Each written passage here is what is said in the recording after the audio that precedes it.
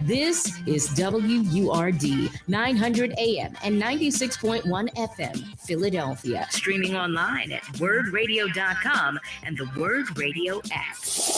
The views and opinions expressed by the guests, listeners, and hosts of any program on Word Radio do not necessarily reflect those of the ownership, management, or advertisers of this station. I'm simply saying that life finds a way.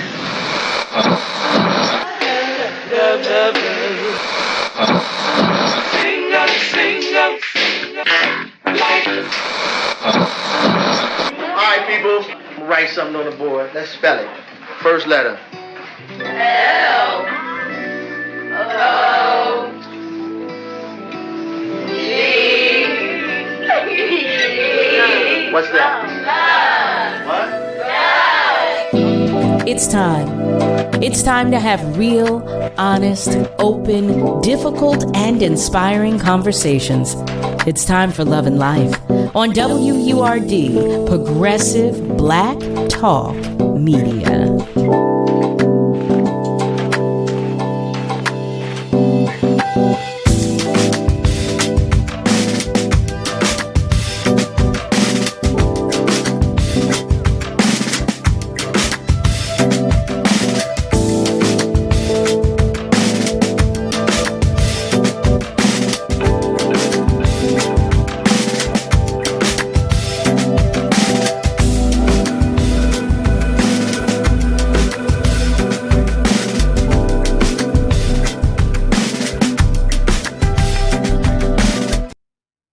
Well, family, hello, and welcome to Love and Life with yours truly, Carol Riddick, right here on WURD, Progressive Black Talk Media, on air and online at wordradio.com. Well, here we are. Do you believe today is Thursday, August 31st? I cannot believe we're at the end of August already. I can't believe it. I can't believe it. I mean, I'm grateful. Don't get me wrong.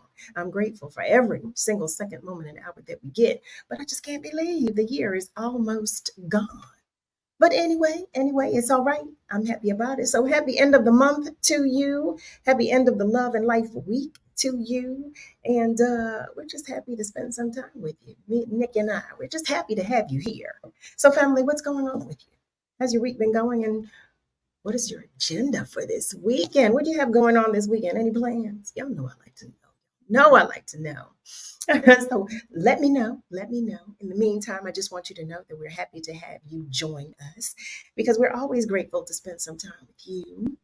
So family, for those of you who are new to the show, what I like to do is a check-in. Let me know that you are here and ready to join the conversation. If you are joining us on our socials, feel free to just send us a hello there. And if you're not, you can call in. Did you know that? Yes, you can. You can do that by dialing 215-634-8065, or you can even call us toll free at 1-866-361-0900. Let me fix my little visual here. I look kind of crazy. Yeah, I had to do that. Okay, yeah, it's looking kind of crazy. For those of you that can see me, look like all you can see was my little head. But I had to fix that. So now we're good. But in any event, since we're in Virgo season, I'm sending all the love to all the Virgos that are celebrating your birthdays. I'm sending love to those of you whose light is shining a little dimly today. As a matter of fact, you get extra love. You know that. You get extra love and hugs. Always. Before we go any further, I do want to check in on our socials. Some family members of ours are sending us some love. Malcolm White. Hey there, Malcolm. Malcolm shares that he is watching and listening from West Mount Airy, and he's sending a good evening to everybody with some love. And my cousin is joining us. Hey, cuz. Ken Riddick, he's joining us. Always happy to have you. Always. It's been a minute since I've seen my cousin. So, family, I want to introduce you to our first guest, but I do like to know what's going on in your life. So, let me tell you about tonight's first guest. Her name is NICOLLE Surrate. She is the Chief Inspiration Officer of Inspired LLC. She's an inspirational speaker. She's an author. She's the founder of a health coach for me. Um, I'm anxious to have this conversation because, we've all been talking about everything that's going on in the world. And we've all been talking about how we're navigating everything going on in the world. And so it's, well, first of all, y'all know I'm happy to have every conversation we have. So I'll say that. But I'm always happy to share, stories of survival. And, well, I don't even want to say survival. Strength. How about that? I'm always happy to share stories of strength and to share our journeys, our individual journeys. I am a firm believer in communication.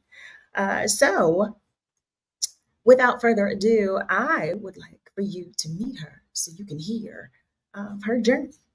Family, I invite you to the conversation with none other than the beautiful NICOLLE SURRATTE. Hello there, beautiful. Hi, Carol. How are you? I will not complain. I will not do it. I will not. Well, wait. I will share this. I will share this. So, family, just before we went live, I was saying to NICOLLE, I said, "Now I turned the air off in this room because I'm traveling." So, for those of you who are wondering what's going on with the visual, I'm traveling today, and I turned the air off in my hotel room. Well, it has begun. I feel the fire coming. I feel the fire. I told her, I said it would be 15 minutes. I didn't last 15 minutes. I feel like I'm about to spontaneously combust already. Okay. I was so mad at that. It didn't give me long. But nonetheless, a little humor there. Happy to have you with us. I'm excited. I'm excited about the time that we're going to spend together and our discussion. And we're just going to let it flow. We're not going to worry about the spontaneous combustion and the hot, all of that. We're just going to inhale, exhale, let it go, and let it That's flow. right. I tell everybody when 'cause some people refer to them as hot flashes. I say, no, that's just my superpowers kicking in. That's all. Right. It's my superpowers. That's my superpowers kicking in. That's all that is. They've been overworked. Right. Those power surges. Yes, Yep. that's what that is. That's all that is. So, like I was explaining to our family members, and because the time goes by so quickly, I want to get into sharing you and your story with our family members. I'll ask one question and then I'll be saying, uh-oh, we have to let you go. So I don't want to do that tonight. Would you first tell our family members, a little bit about you? Sure. Again, my name is NICOLLE D. Surrette, and I am, oh my goodness, I play a number of roles, but at this point in my life, I'm a former educator, and I am currently an inspirational speaker as well as a holistic health coach for women. How I arrived there started about 12 plus years ago. I celebrated my 12th cancerversary in June, and I'm a breast cancer thriver. And I'll just start my story by saying that the diagnosis was very much a surprise based on how I had been taking care of myself.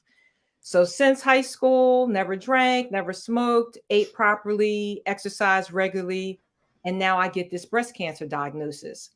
And initially, they thought that I was maybe a stage 0, maybe a 1.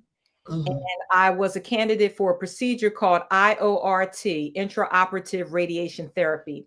And with that procedure, they remove the lump, administer radiation on the table, and that's it. No more radiation and no chemotherapy. And I thought, this is great because I don't have time for cancer. I got to do, places to go, people to see. And after that first surgery, I learned that the cancer spread beyond what the test results initially revealed. And I went from a stage 0, maybe a 1, to the other end of the spectrum and was a stage 3C. So an aggressive cancer, which required aggressive treatment that would all start with chemotherapy. And I'll say, Carol, that when I got my diagnosis, of course, it didn't make sense. And when I got home, I was single at the time. I got that call while I was at work. And when I got home, and I don't even know how I got home safely that day because the waterfall of tears just exploded at that point.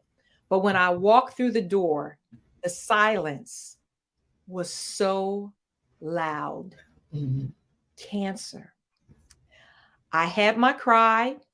And then I am a woman of faith, and God got my attention. And he reminded me that all of the years that I spent on Separated Street and Divorce Drive, that he took care of everything that my children and I needed. And I said to myself, yeah. And he did all of that and more. He can handle this cancer diagnosis. So at that point, my objective became living by any means necessary. And that started my journey. And I can keep going if you like. You can insert a question right now. No, I'm interested in your story. First of all, I wasn't well. I mean, it makes sense, but when you said that when you came back, you thought that the beginning part of the process that it was over, that after they had gone in and they said everything was good, but that there was it was undetected. It had spread. The Yes. part that as many times as I've talked with cancer survivors and those who family members of mine who have had cancer, I never, you just hear people being diagnosed. I never thought of it going undetected. Yes. And that sounds so, it doesn't, and I say it out loud, but I just never in that after you thought that this whole, that part of the journey was over. I can't imagine that. Right. And, for me, I never found a lump. I just woke up one day and the breast looked different.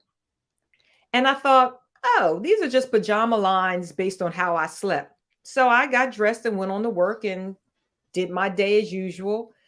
Got home, went to change my clothes, and the breast still looked the same. And I thought, well, wait a minute.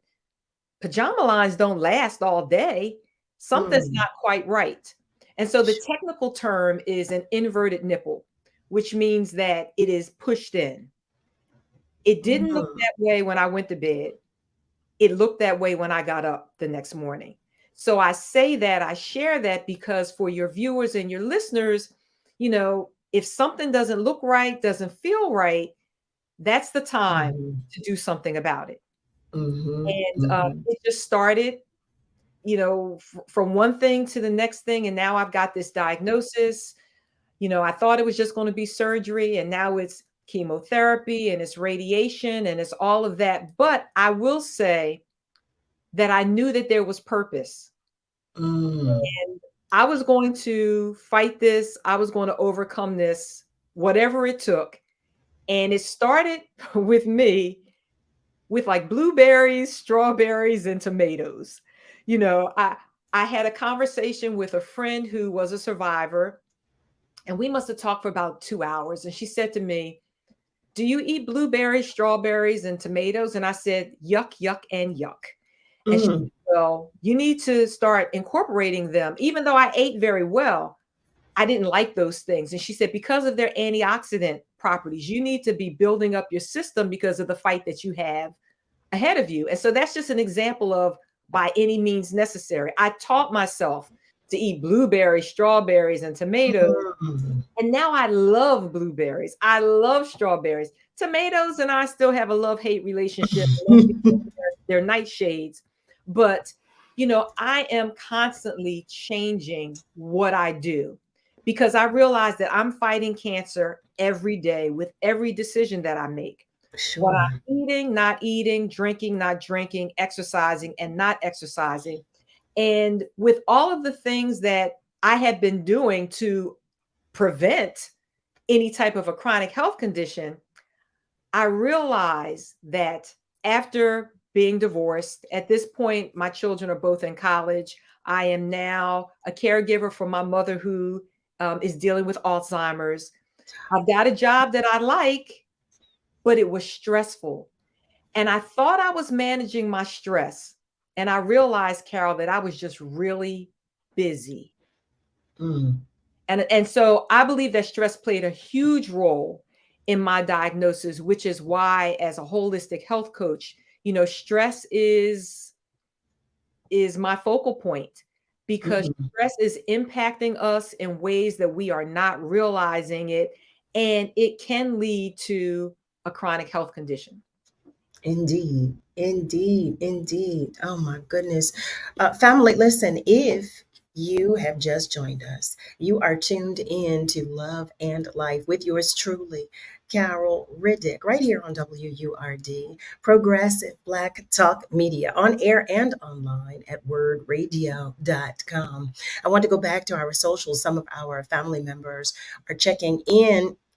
Excuse me, and I want to make sure you know that they are. Brother Nasir is with us this evening. Good evening to you as well, Brother Nasir.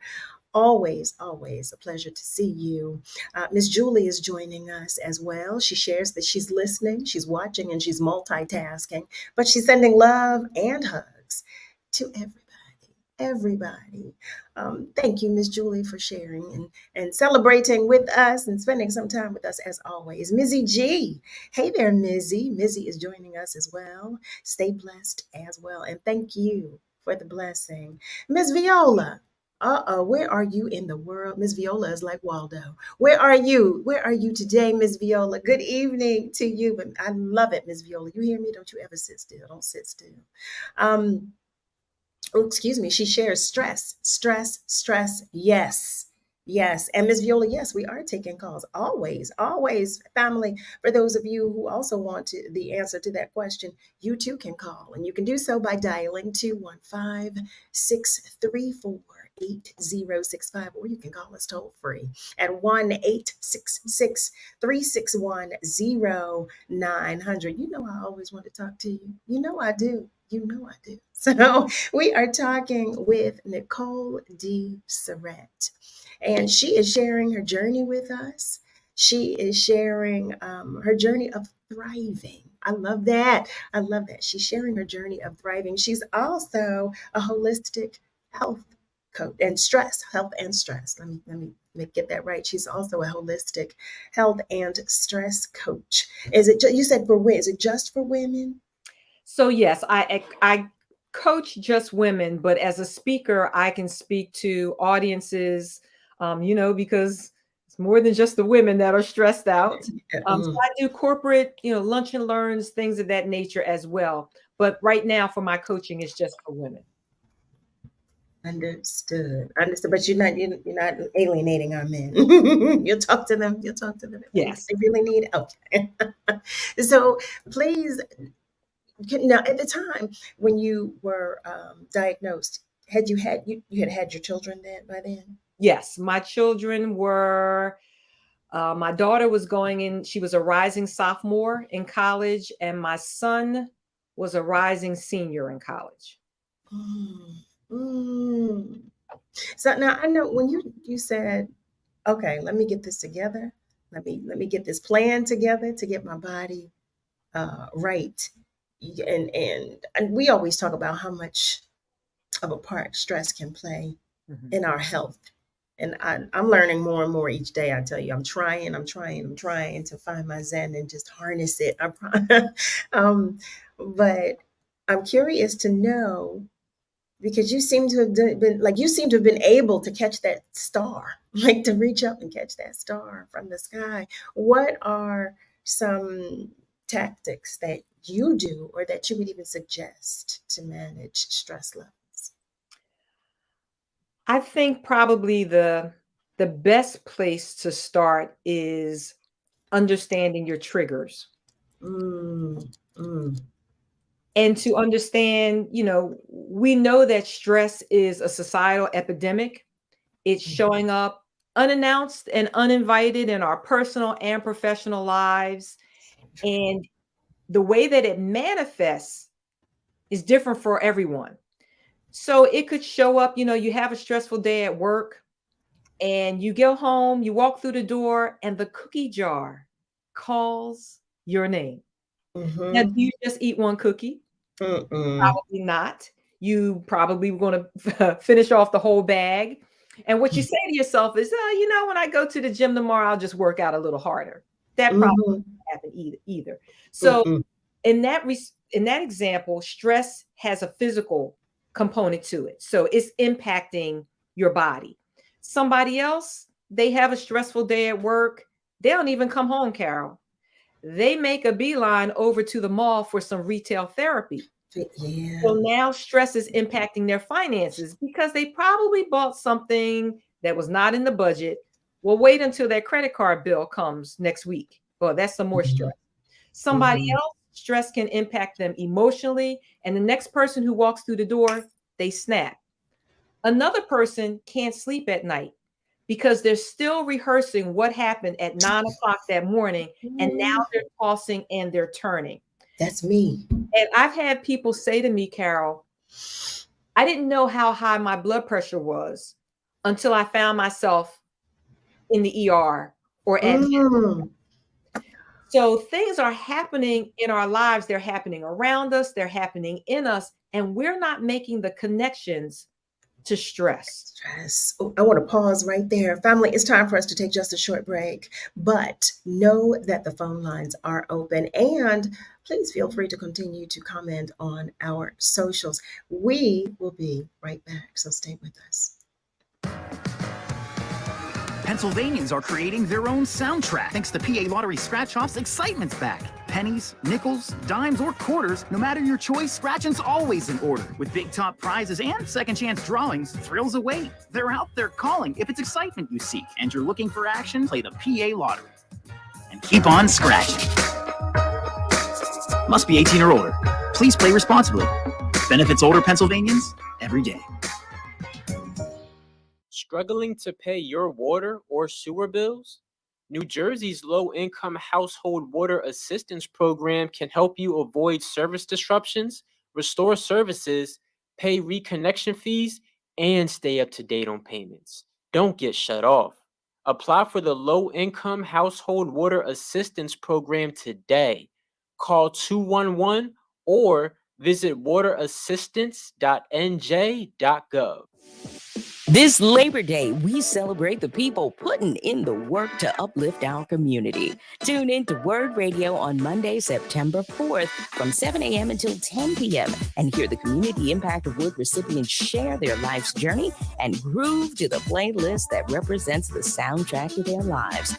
Feel inspired by the life lessons of Mika Johnson, CEO of All Black Everything Pop-Up, Dr. Delana Wardlaw, and Dr. Elena McDonald of the Twin Sister Docs, Jasmine A. Smith, founder of Icon Sports League, and our very own Troy Wilmore, technical production manager, radio show producer, and remote broadcast engineer.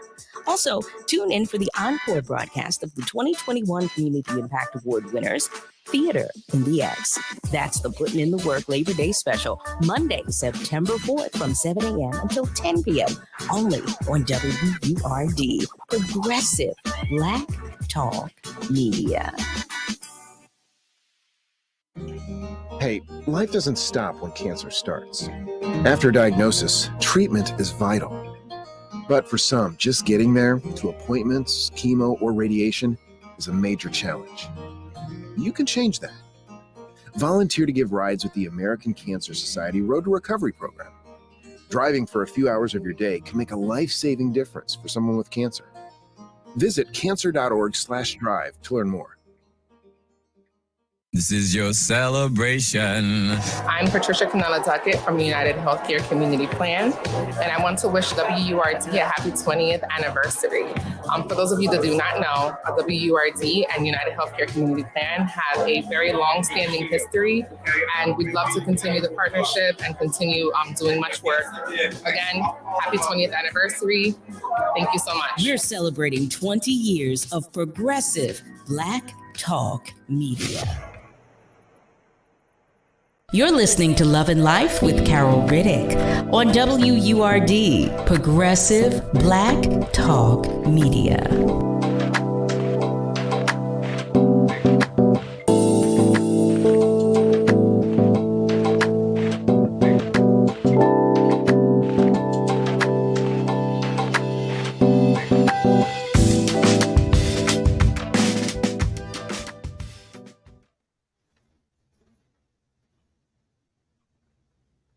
Well, hello there, family. Welcome back. You are tuned in to Love and Life with yours truly, Carol Riddick, right here on WURD, Progressive Black Talk Media, on air and online at wordradio.com. I do want to share some love that was sent to you from one of our family members. Malcolm shares from one thriver survivor to another, hugs and blessings. Malcolm, congrats to you as well on your journey. Congrats, congrats. I do also want to take a moment to go to our phone lines. We have some of our family members checking in that want to join the conversation. So, hello, caller on line one. Thank you for calling. How are you today? Hi, I'm doing fine. Hi, Cal. How are you doing? Hi, Ron. I am well, thank you. Yes, ma'am. I want to tell you a story, this, ma'am, and I think I mentioned on the radio. 2 weeks ago, I did a homegoing service for a woman I knew that had that. And at the homegoing service, the lady that's still with her, she had hers over 3 years. And the lady had passed away. She got hers recently. So the other person was telling her before the lady made transition the metamorphosis that she was going to go through with that. And some of the things you mentioned earlier, she talked about some of those things too. But I want to tell you and the Cal a story about another lady, Miss Sandy. When I was working for the city, her sister had the same situation. And at the crucial, I came in that morning, and she said, you know, Ron, last night my sister made transition. She said, Ron, but I want to tell you this story. She said that this guy that cared so much for her sister, when he was going through the metamorphosis, and I think this is a very significant part, he came and stroked her before the breath went out of her body. What do I mean by that? Every day he would go there, see her, try to make her laugh and comb her hair, do the things that, you know, caring people does. Before her sister, Sandy, said that, you know, Ron, my sister told my family, I never knew that this guy cared so much for me. He never enjoyed, you know, like in a relationship, nothing like that. The guy just liked her. And she said, my family look at him in a different light. And that's the crucial part of one life, man, with people that's going through that. What a wonderful thing if the Lord bless you, that person would sacrifice his life that he had and to try to bring joy to that person in their life. That's the gift of life. That's one of the most important things that you can give someone in life, man. So I'm just glad that you have your family, and I'm glad hopefully that God will bless people with that, with someone that will care for them. Because when someone cares for you, nothing else matters, no materialistic or nothing. And I'm glad, ma'am, that your family made you cry. Of course, sure you did that, according to what you said. So it's a very serious thing. Thank you for having this program on, and maybe the ladies that are listening tonight, this can be, you know, it really can be very helpful. I'm glad that the Lord touched you, man, because he is a healer. It started psychologically, and he told that man in the Bible, he said, you can't walk because you don't have faith. So keep faith, and I hope that you're blessed with a human being that will care for you continually, man. Both y'all be blessed. Thank you. You as well, Ron. You as well. Thank you. Thank you so much for that blessing. You as well. And thank you always for sharing love and positivity with us. Thank you. I believe we have another family member online too. Hello, and thank you for calling. Hello, how are you? Hello to your guest, Nicole, Carol. Is this Miss Viola? Nice. Yes, it is. Hi. And you know part of my story. These are subjects that I live every day. On breast cancer. Nicole, I have been a breast cancer thriver for 40 years. And I mean, I am just truly, truly blessed. I survived a car accident along with having breast cancer 2016, but in 1983, my mother passed away in 1980. And I just knew that it was the end of the world. I guess I cried so much after my mother and before she passed away that when I realized that I had a lump, that I had had a miscarriage a month before, and I had a lump on March the 29th, I went to the hospital, my OBGYN the next day. 2 weeks later, I had 4 opinions, though. I had 4 different opinions from 4 different doctors, and I was in the hospital being operated on in less than 2 weeks. And I just prayed and said, Lord, if you take my organ, don't give me any medicine. Because I saw my mother burn to a crisp. She was 49 years old. I was 33 when she passed away. And I just couldn't see myself, being without her. But I say stress because I didn't get cancer because my mother had it. I got cancer because of the stress that I went through after she passed away. Between my stepdad treating me mean, and I was the pudding of the crop before that, but afterwards it just turned you around. And I had a baby 2 years later in 1985, and I took no chemo and no radiation. And I learned that Dr. Robert Summers from Einstein Hospital, he had operated on a cousin back in the 50s on my mother's side that had stomach cancer. His name was Gus Morant. And I tell you, I had a mastectomy with reconstructive surgery. I don't remember no one telling me that I needed to have my implant removed every 10 years. So when it moved high up on my shoulder, on my left side, I decided that I was going to have it removed. When they took it out, it looked like a scrambled egg yolk. So I didn't have anything put back in. So whereas, but I'm fine. I was married to my husband for 44 years when he passed away. And he had throat cancer, but did well with that. But they gave him a first dose of chemotherapy, and it went straight to his liver. And he was gone within a year because the chemo went straight to his liver, and he had been a heavy drinker. So his liver was already bad before he had it. I'm not a doctor, but I look at anything and everything on cancer from day one. I don't turn anything off. And a lot of young girls are getting cancer today. Their biological clocks are ticking. They may not have a husband or a boyfriend. They just may be stressed out because they don't know where they're going to have a job the next day. And stress. Stress plays a major part in a lot of things that happen to us. And it's not just breast cancer. Stress plays a major part in heart attacks and all that. And, I just feel as though I educate myself as much as I can, and I share my story with strangers, even men that had a mother that died from breast cancer. He may possibly get breast cancer. But I commend you on what you've done and all, and I just thank you for it because this is something that we need to know.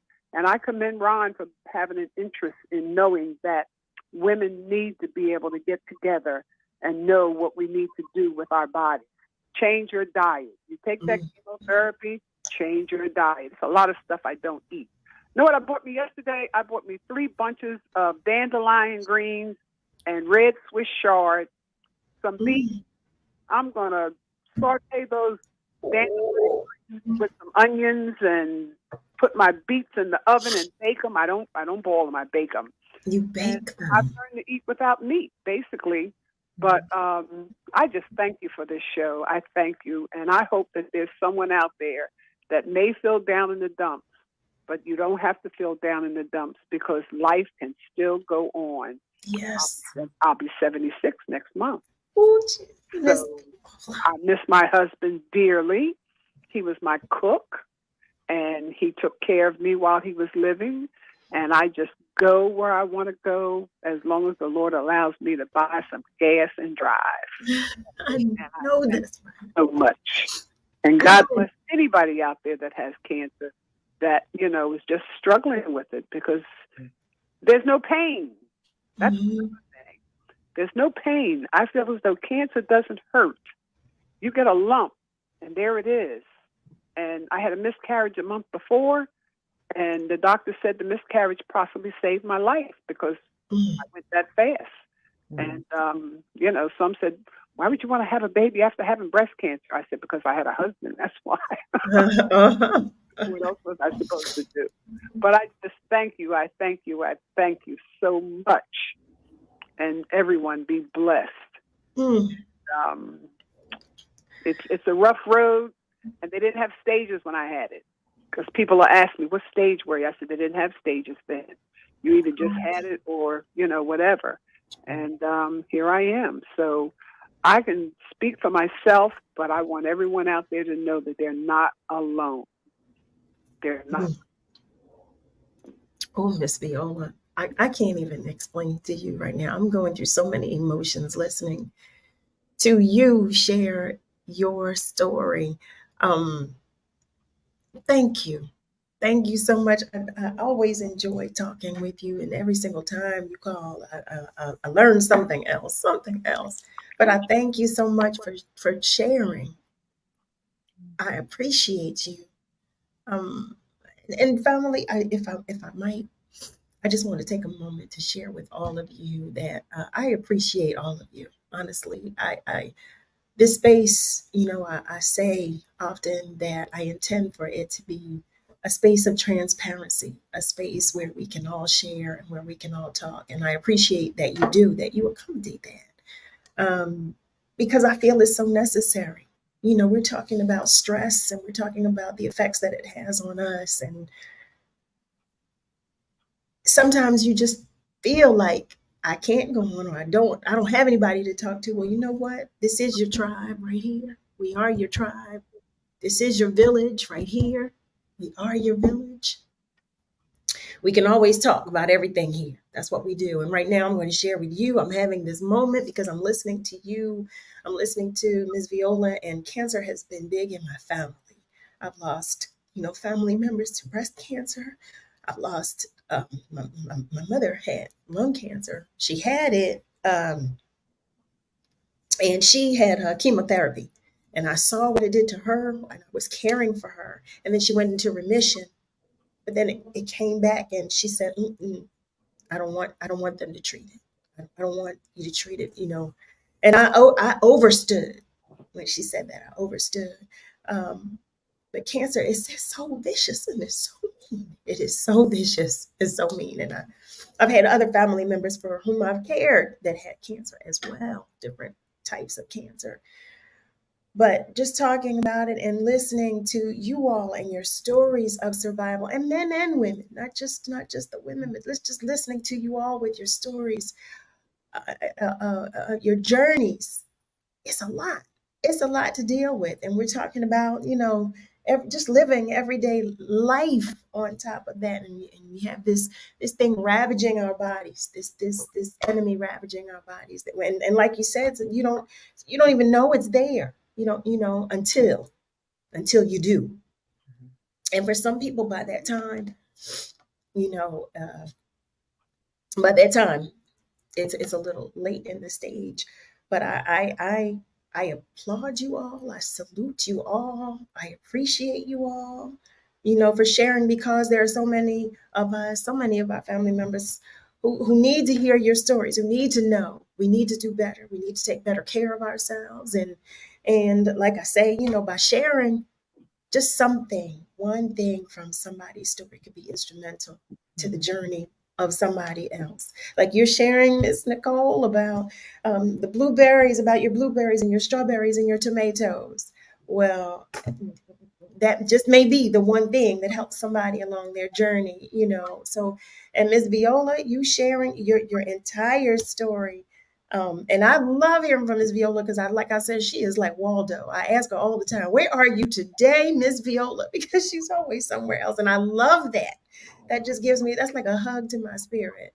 When you tell me I'm in my car and I'm about to be out again, I love it. I love that.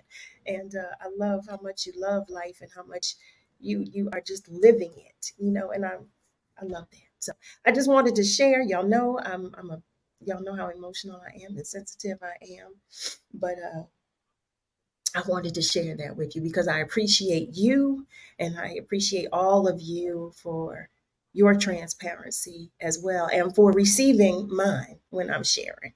But Ms. Nicole, this is your hour. So I digress, but I was just so overcome with emotion, especially when Miss Viola was talking about having lost her mother. And I still struggle with that. I still struggle with losing mine.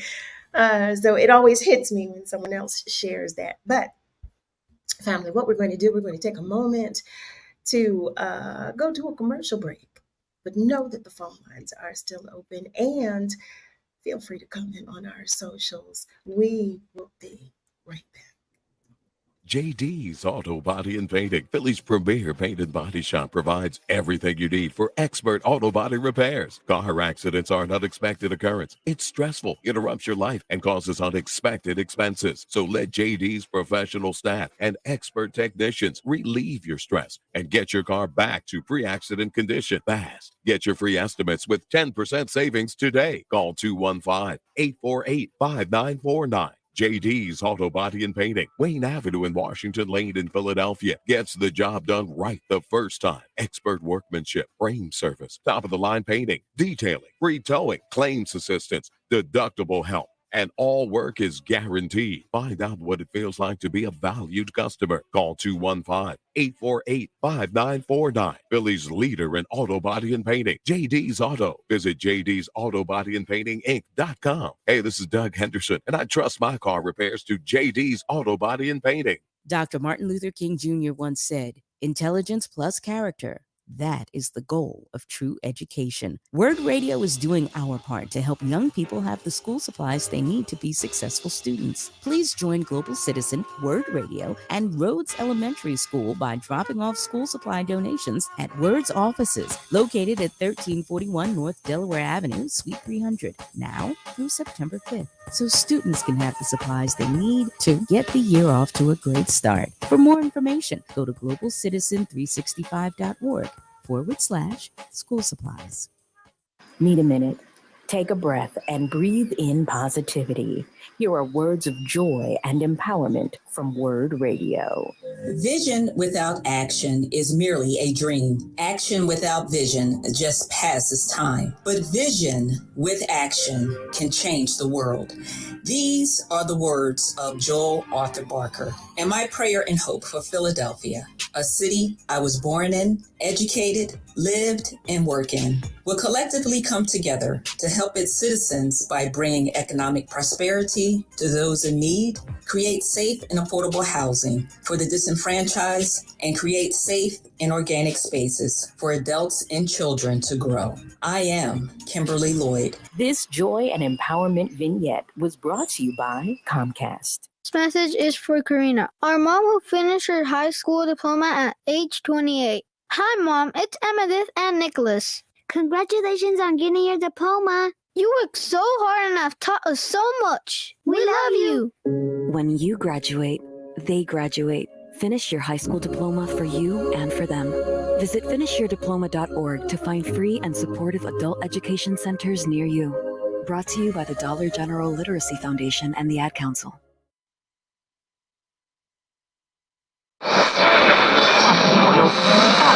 What is love? You're listening to Love and Life on WURD, Progressive Black Talk Media. I think I know what love is.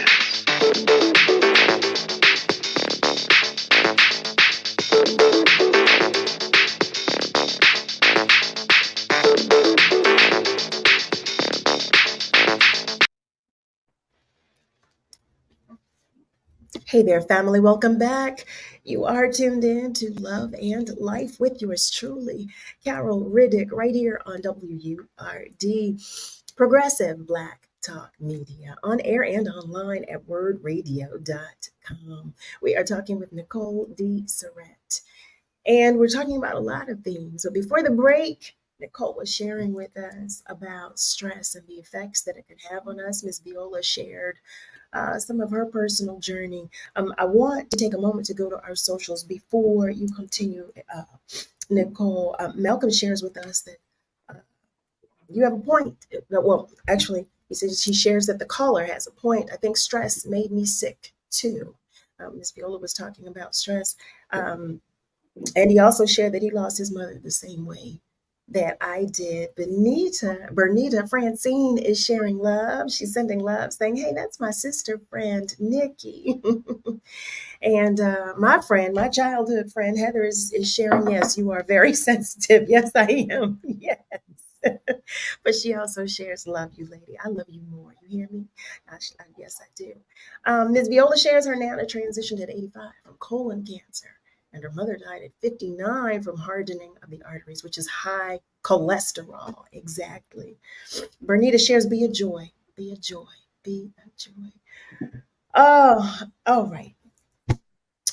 Nicole, you were sharing with us about stress. Please continue. Yes. And what I'd like to kind of clarify, because stress can get a bad rep.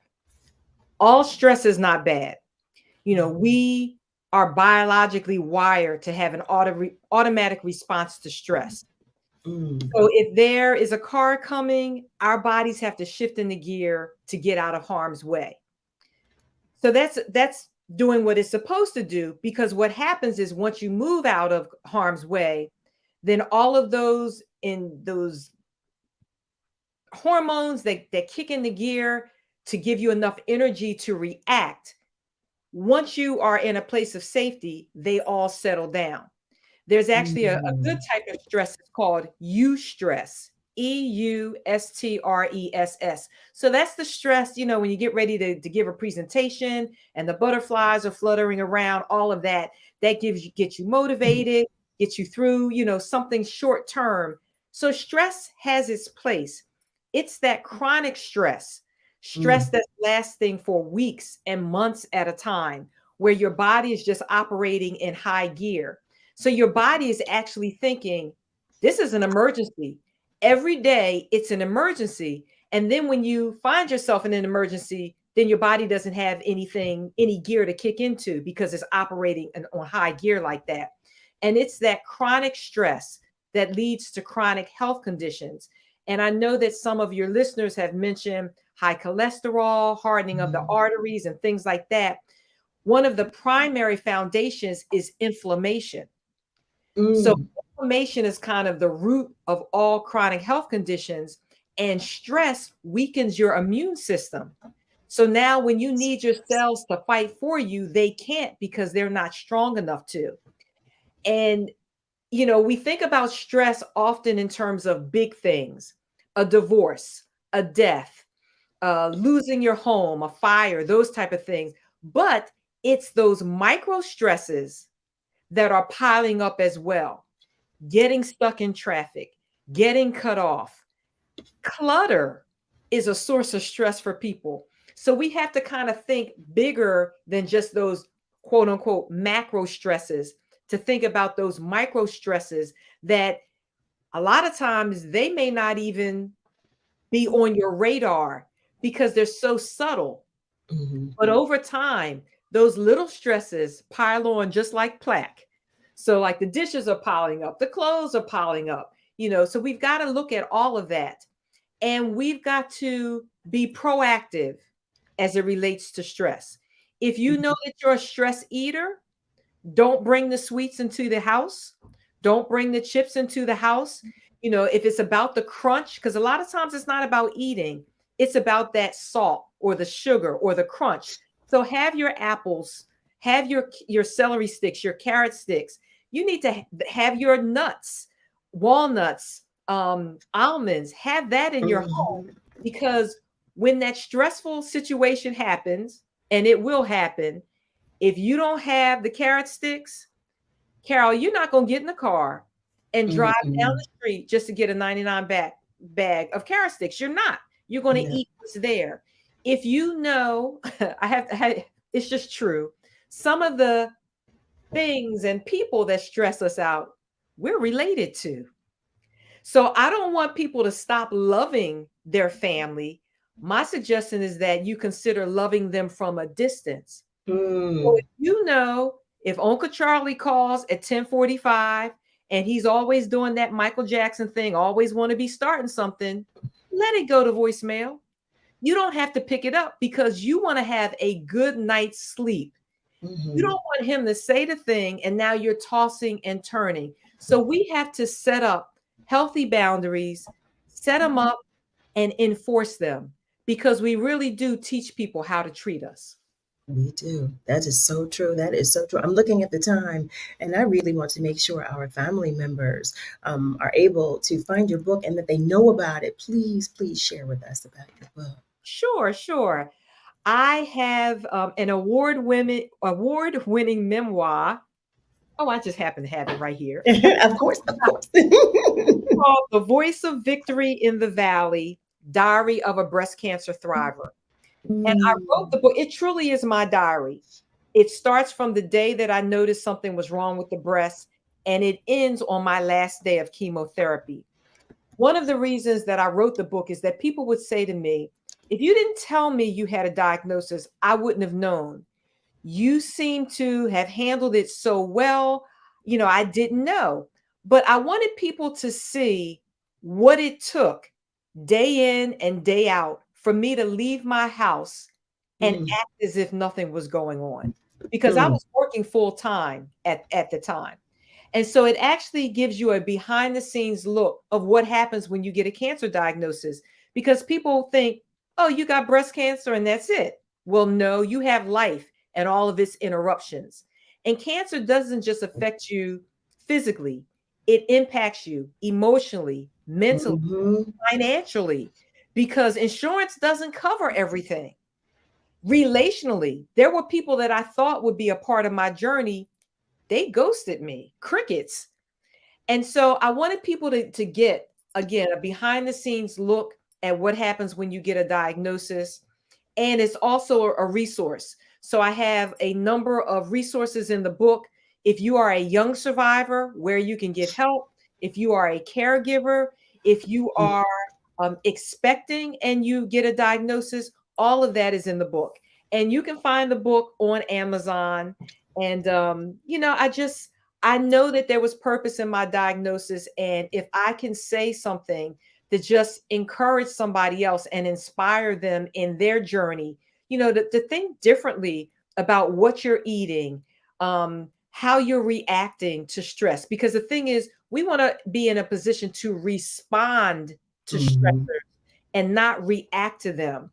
Because when we react, then we've got, road rage and other awful things that are happening, in our country and in our states and in our cities. And in our spirit. Yes. So I want to know, do you also have a website? And if so, are we able to order the book from your website? Eventually you will. Okay. I don't think my daughter has finished putting it on the website, but I do have a website, and it's the name of my business, ahealthcoachforme.com. There is a place where you can just reach out to me. I make myself available if you are on your own cancer journey, if you have questions, if you want to run something by me, if you just want to vent. I make myself available, because nobody understands the journey like somebody who's been there, done that, and also has the pink t-shirt.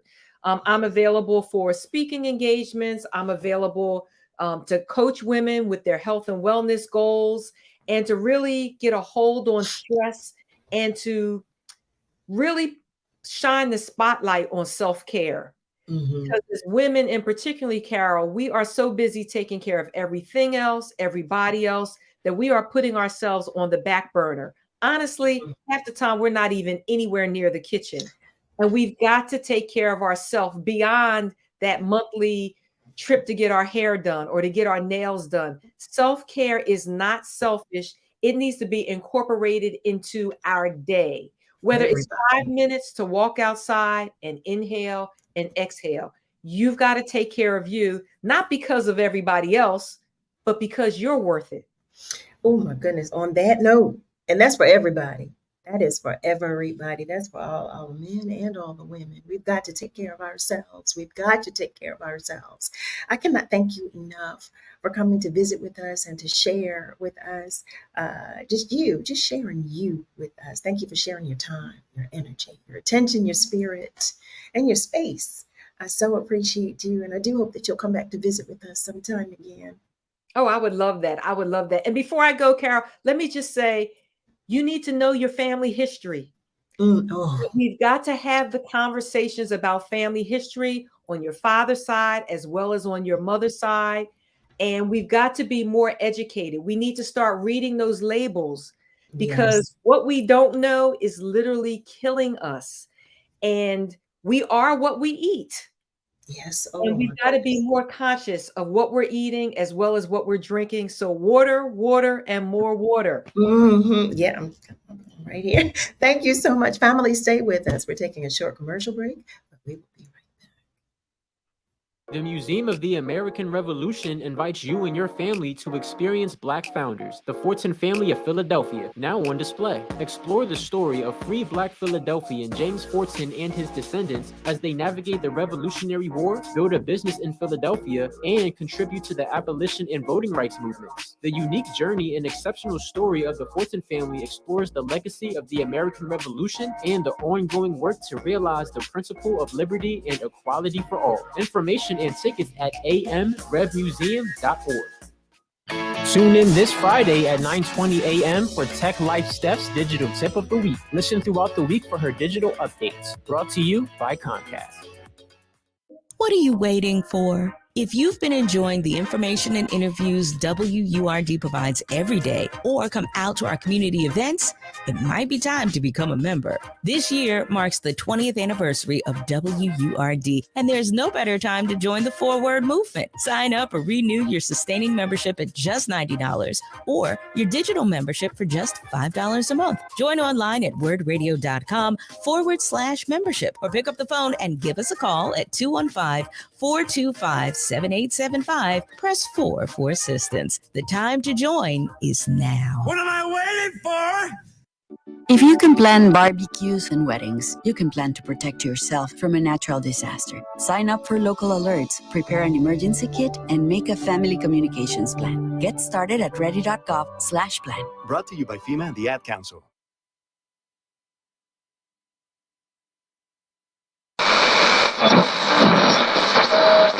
Let me tell you something, and don't you ever forget it. Success is nothing without someone you love to share it with. You're listening to Love and Life with Carol Riddick on WURD, Progressive Black Talk Media.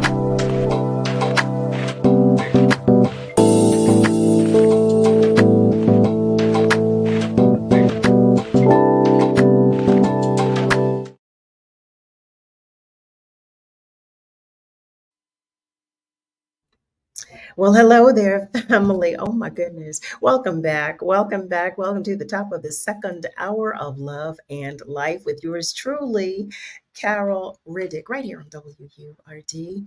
I'm over here. My laptop was freezing. I was freaking out. I said, don't do this to me. Don't do this to me. We were in commercial break and all I had was this little spindle. I said, don't do it. Don't do it.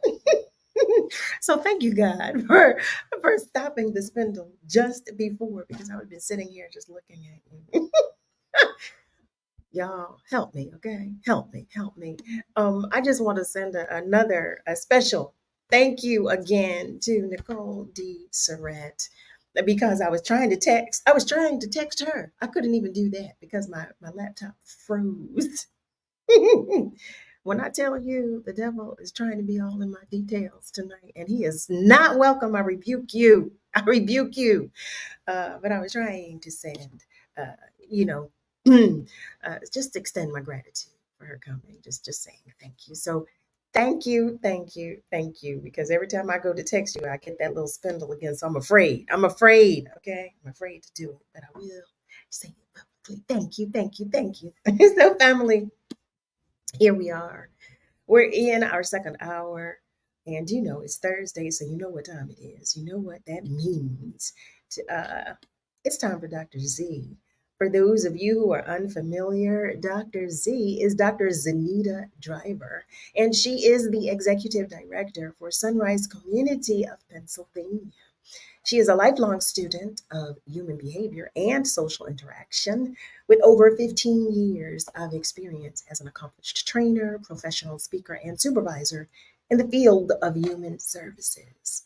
And here we are. We're ending the month of August, which is National Wellness Month.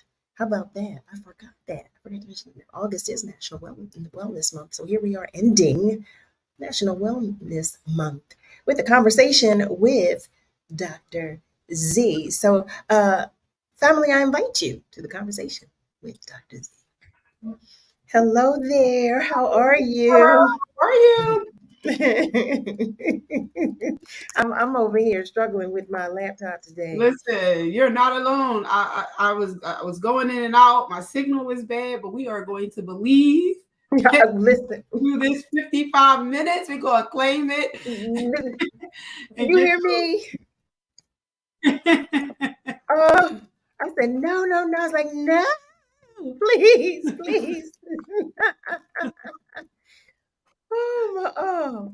But in any event,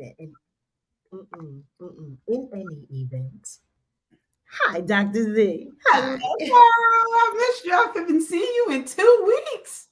I know. That's what I said. Our girl is coming back on Thursday. We're going to talk about the babies today. About the babies. Oh, Dr. Z, what do you have for us today? So today we're really talking about childhood mental health and the impact that it has on our young people today. I remember when we first started talking, Carol, we were talking about mental health, and we were saying how ultimately children are battling mental health struggles. And a lot of times we as parents and adults and caregivers and teachers, we miss it because we mistake their signs and their symptoms for other things. And so today I'm hoping we just have a good conversation around all things childhood mental health and what's going on with our young folks. Yeah, you know what? We've touched, like you said, on specific things, on different things. But you know, and it's we always talk about our babies. I'm always talking about our babies here.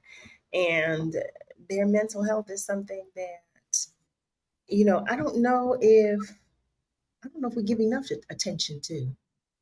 I don't know that we do. We don't. We miss it. And I think as adults, we miss it. And parents, we miss it because we're busy. And then we think, oh, they're just kids. And this is just typical part of growing up. And sometimes we just miss the opportunities to really see that our young people are struggling. And there's no denying that children are resilient. Children are extremely resilient. They have the ability to bounce back from some things. They have the ability to go through some struggles. Just did I go out? You were going in and out. You were going in and out for a moment. Go right ahead. I'm sorry. Family, let us know if you are hearing, because we may be hearing things that you might not be hearing. So I'm telling Dr. Z that she was going in and out for me, but it could be me. I could be over here having my own little issues.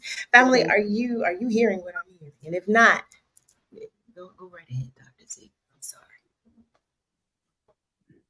sorry. So we were saying, I don't know where I might have went out at, but ultimately, children are really resilient. Children endure a lot. They bounce back easily, but that doesn't negate that many children still are at likelihood to struggle with mental health issues. And a lot of times when we talk about what are some of those risk factors, and some of those risk factors that increase the likelihood of young people suffering from mental health is family history of many mental health issues, right? If someone in their immediate family may struggle, there's a likelihood that that trait can be transferred and transitioned onto that child.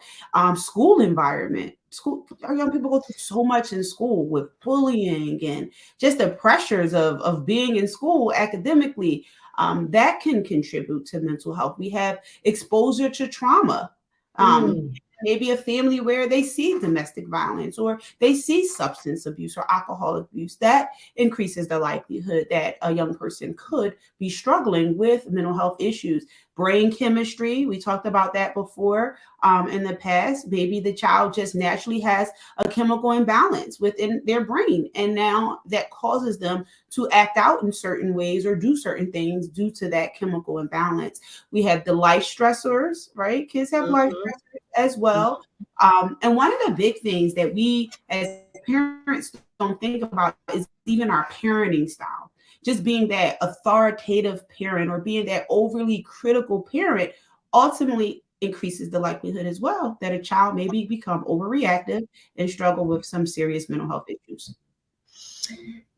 I'm listening to you say this, and I was going to ask the question about what role parenting plays in the development of a child's psyche, but I still do have that question, but it's coupled with a story I saw on social media. And this story, I don't remember where this was, but it was a baby. She was 3 years old, and they had video of her walking. It was 11 or midnight. It was either 11 o'clock at night or midnight that she was walking to the store by herself. She had gone into like one of the little like 7-Elevens or something like that, a store similar to. And it was the store owner who was working when she came in, and he noticed that she was by herself. And she came in and she put 2 pennies on the counter, and she just wanted some candy. But she had her coat, boots on, and everything, came into the store. So what he did was he brought her to one of the rooms in the building, and he called the police. And the police, family work with me. Y'all know I'm going around the block to get to the corner, but he called the police. The police came, and when the police chief called her parents, they came to pick her up, but they acted as if nothing was wrong. So I'm curious to know, in situations like that, with like parenting styles such as that, how does that contribute, or can it contribute negatively to a child? Absolutely. I mean, absolutely. And that what we would typically consider neglectful parenting. So if that parent was allowing that 3-year-old to get out the home, dress, boots, jacket, make it to a store, and still be in the store for an extended amount of time while waiting for police, that tells that 9 times out of 10, that parent is neglectful and or really has, a lot going on in their own life, in their own psyche, that they're not maybe fit to, in this moment, in this time, to be what that child needs to be. And then ultimately that does become a child who then may have mental health issues because they learn to take care of themselves at an early age. Dr. Z, no, come back. I'm trying to tell y'all, family, y'all see what's happening. You hear it and early you see age it. Of there. Coming out. Yes. Am I back? I'm logging in on my phone on our break. I am logging in. I'm through this. I am so, I don't know what's happening. You missed me. I said, Dr. Z, come back. I sure did. Yes. I know. So ultimately, that does impact a child's mental health, because now that child is naturally in survival mode. She's starting very early to learn to survive on her own. To know as a 3-year-old to take 2 pennies, to put it on a counter, to ask for candy, ultimately means this child has learned to survive and do what she needs to do to make it. And that ultimately does impact long-term mental health.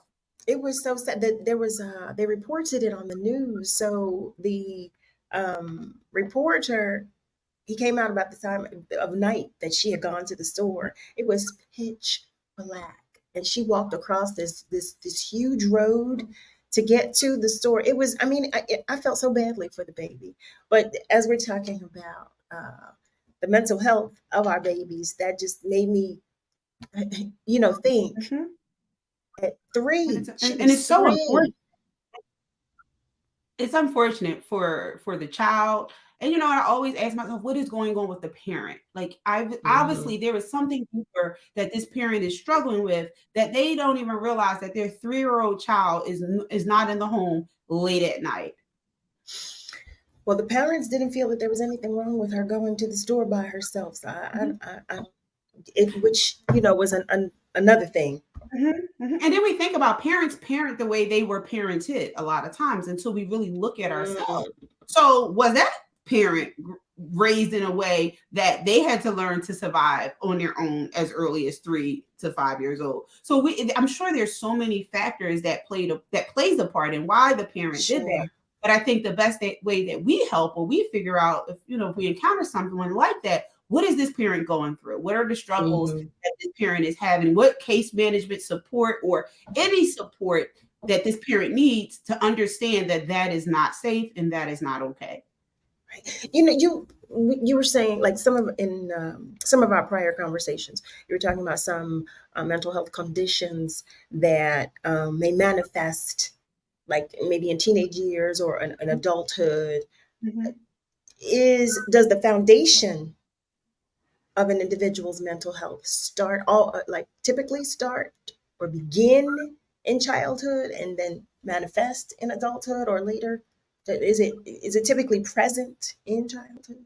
I would even say it's even earlier than childhood. It begins when the child is in the womb and what is going on with the mother psychologically and emotionally while she's carrying ultimately that child. But then once that child is born, that childhood experience really shapes that child's long-term mental health, because ultimately the child is like Velcro. She's picking, or he's picking, or they're picking up everything that they see around them, and they're gravitating to that. And a lot of times they learn, our first place of learning is where? At home. So how I see my parents respond, my guardian respond to things is typically how I learn to respond to things.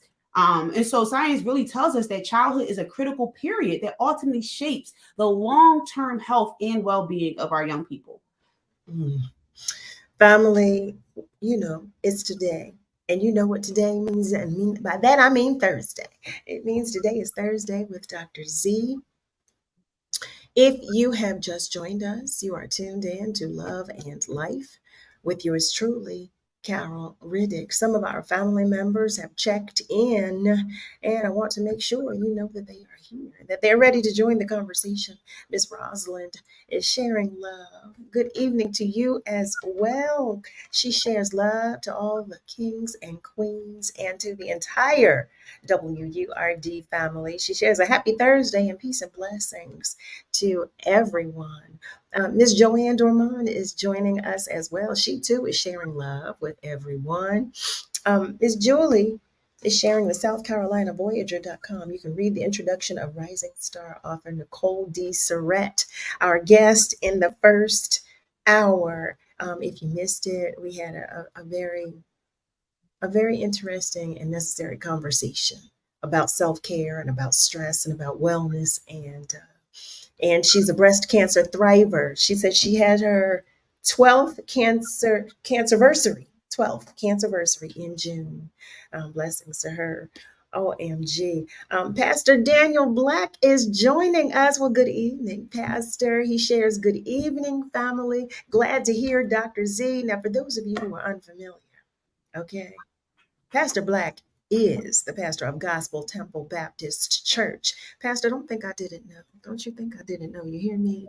And he always tunes in to share some love with us. So he's letting us know that he is here with us this evening. So thank you. We're happy to have you. And he's always happy to hear Dr. Z. So we love that too. Ms. Rosalind is sharing that you were going in and out earlier when we were having some issues.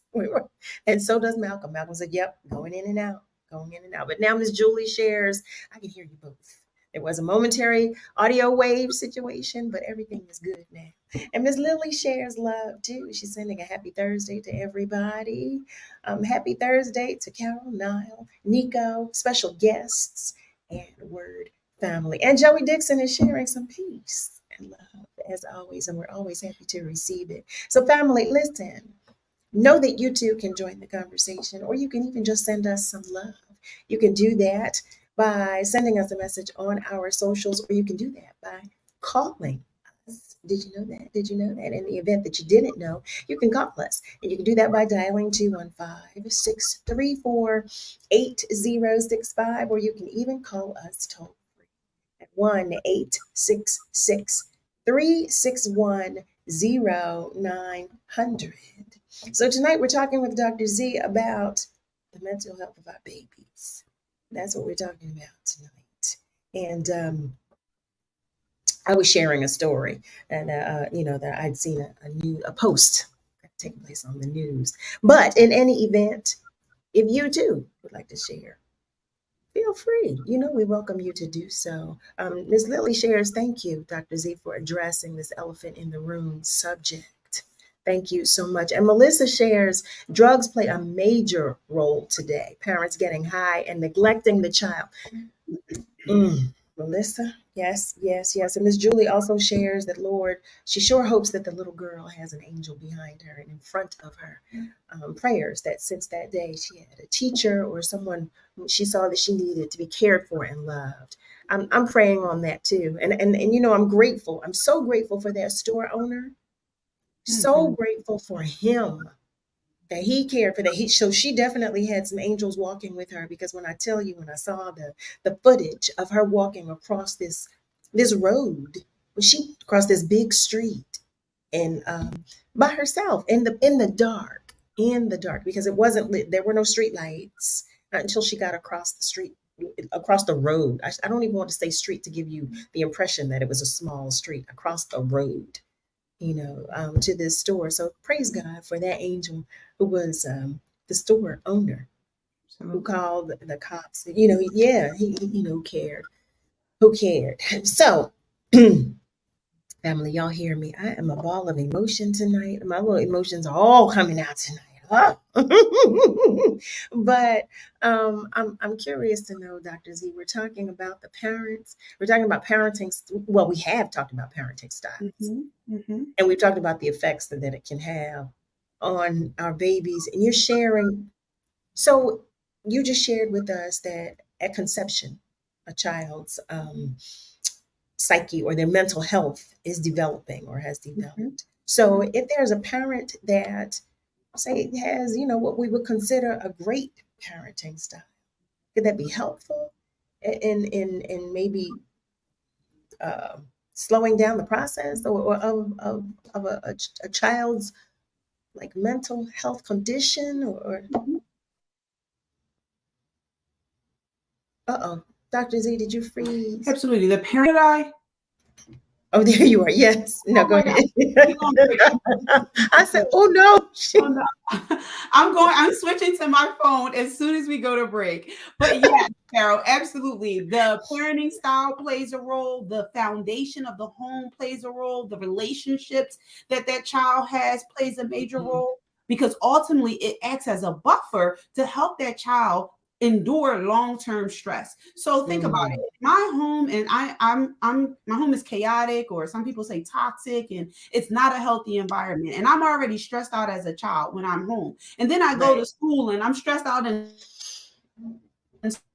school, and then maybe in my community there's things going on that I don't have the skills, the coping skills, or the resilient nature or foundation to lean on. I now become an overactive, mentally stimulated child who's going to be trying to find things to help me cope, or I may just shut down, isolate, withdraw, because I don't have the proper coping skills to deal with some of this toxicity or deal with some of the stress that I endure as a child. So yes, the parenting style, ideally, along with foundation, relationship, good family support, are all protective factors that help and increases the likelihood that a child will not have severe mental health. So do you feel it's necessary, or that all schools should have like a guidance counselor, even like at grade school or kindergarten, like elementary, Absolutely, elementary stage? I think that all schools should have a support person, whether it be, the guidance counselor is a great support person, but I love.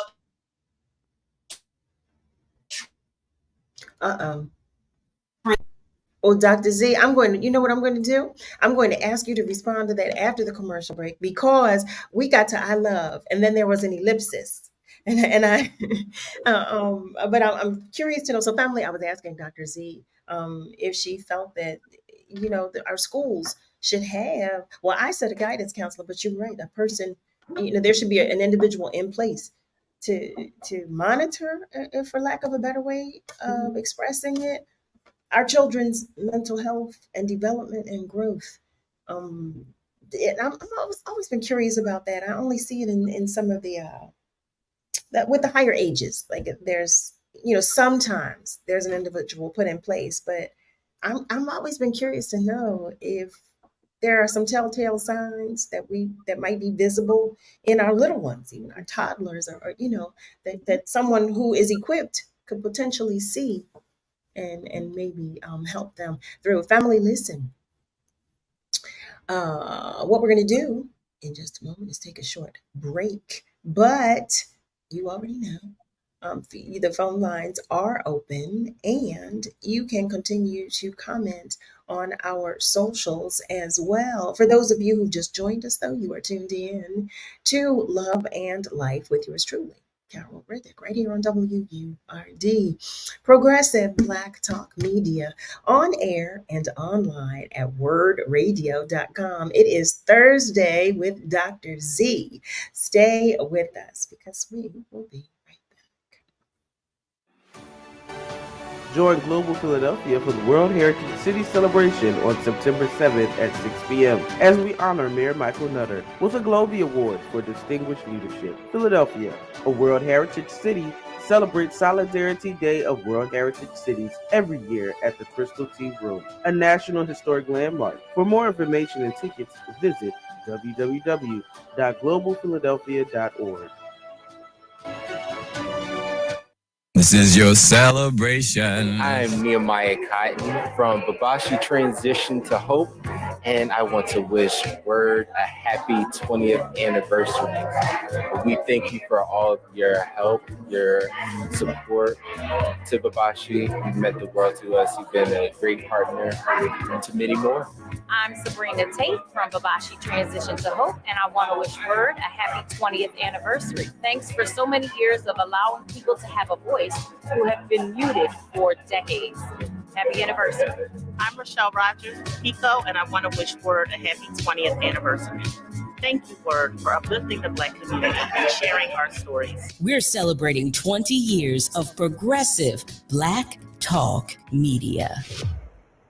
When you take a walk around your neighborhood and notice all the things that make it feel like home, one thing might be a little harder to notice because somewhere tucked in that neat row of houses is hunger. Over 30 million Americans don't know where their next meal is coming from. Together, we can provide 1 billion meals by 2030 because everyone should be welcome at the table. Learn more at nourishingneighbors.com from Acme Markets, Balducci's, and King's Foundations. Let's break the cycle of hunger together. Did you know Henry Ossawa Tanner, the first internationally known African-American painter, lived and studied right here in Philadelphia? As the first Black student admitted to the prestigious Pennsylvania Academy of the Fine Arts, Tanner broke barriers with his innovative, moving paintings and influenced generations of artists around the world. To find out more about the efforts to preserve his legacy and North Philadelphia childhood home, visit thetannerhouse.org, a message from the Friends of the Tanner House. We're bringing joy and power to the people. This is WURD Radio, 900 AM and 96.1 FM, WURD, Philadelphia. Celebrating 20 years of progressive Black Talk Media. Streaming online at wordradio.com and the WURD Radio app. You're listening to Love and Life with Carol Riddick on WURD, Progressive Black Talk Media.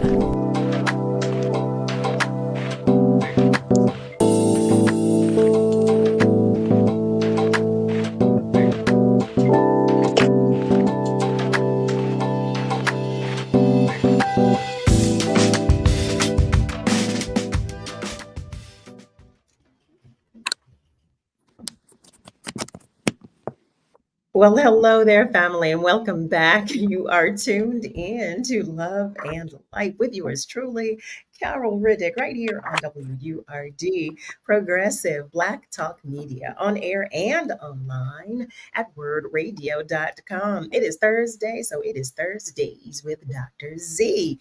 And we were having some technical difficulties, but let me tell you something. The devil will never win, okay? Because the devil was trying to be in our details. You hear me? And we rebuke him at all costs, okay? Before we move further, I do want to share with you one of our family members joined us on our socials, and she shared some information. Dolores Davis, hi there. Hi there.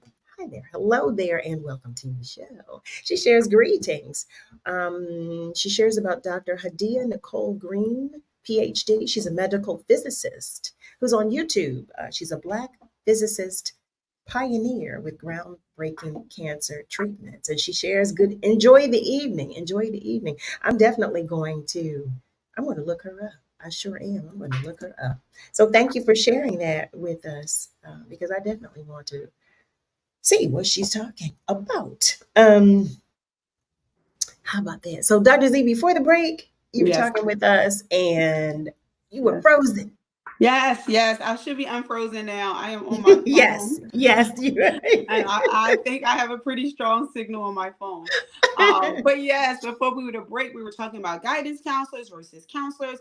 And any counselor is a support person that can offer support to a child if needed. But when we talk about just clinically trained therapists, they have a clinical eye to really see beyond behavior or questions that they can ask to determine what is really going on with that child, or even assessments that they can do with the family to help determine if there's maybe some type of mental health issue. Now, as we talked about before, there's some diagnoses that you when we talk about the personality disorders that come later, but at least having a guidance counselor, I agree, is helpful. But having a clinical therapist or someone who is trained in mental health is even better, because now not only are they going to identify the problem, they're going to be able to offer solutions and interventions that can be helpful for that kid that is struggling with some type of mental health issue. I asked that question, and I shared with you, family, that there's sometimes I take assignments, and I work with our babies. I go into the schools, and one of the schools, I took an assignment at this school most recently, but I'm going to go back now that the school year has begun again. And the schools, the focus is on children with learning challenges. And I must say that I notice a difference. I notice a difference because at the school, these children meet with a counselor. They meet with someone in the medical field, but they meet with that individual daily to talk about.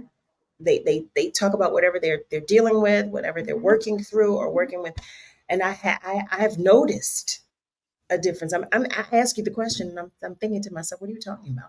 You see this, you see it yourself, but as a matter of fact, I'll share one instance, and I think I may have shared this story before, but one of my babies, he hit another one of the babies, and so I separated them, and then the baby came and said, "I'm ready to apologize." I was so shocked. But he did, but he realized, he said he was wrong, and he apologized to the other baby, and then the other baby raised his hand and he said, "Miss C, I think you should separate us." He told me, "I think you should separate us." But it was good to see them work through.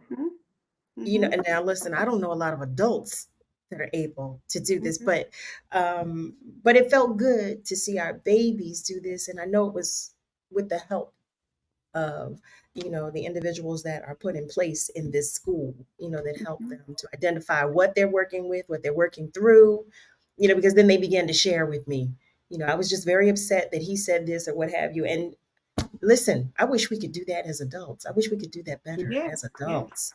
Yes.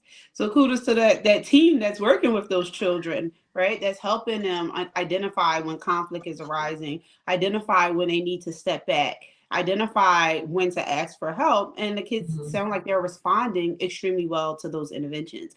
And I think that is the benefit with working with, and it sounds like a clinically trained team, from what I think I hear you saying, Carol, that specializes specifically in dealing with behavioral disorders or some type of mental health disorder with children. So that is very helpful. I wish all schools had it. Some schools have it because they have a more high percentage of children struggling. So I haven't been in Philadelphia in so long, but I know back in the day they had STS, School Therapeutic Support, where they had outside agencies that were in the school that were contracted to help the individuals in school.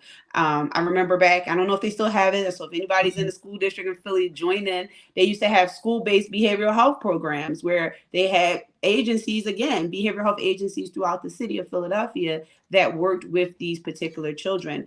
And it helped. It helped out a lot, but a lot of times they are placed in schools that unfortunately already has a high percentage of children that struggle with emotional, psychological, or behavioral difficulties. And Oh, Go go ahead, right ahead. Carol. I'm sorry. No, go ahead. No, Go no, ahead. no. I was moving on to my next question. What were you about to say? But you think it would No, be? I was saying I wish that was something we had in all schools, because all kids need a place where they could go and Listen. talk to someone, hopefully as needed. Not to say schools don't have it, but just that trained eye and those trained ears to hear things a little differently. I always believe that is so necessary and so helpful. Listen, could we have it in the workplace? Could we do that? Because listen, could we have it in the workplace? I'm sure there are some adults who are saying, look, I could benefit from that. You know, I believe we could. You know, we're all, well, I'd like to believe. And Prince, if you're listening, I know you were telling me, because I always like to see the glass half full. Prince was saying, look, I don't know what lens you're looking through, but I like to see the good. I'm trying to see the good in everybody. I'm trying desperately.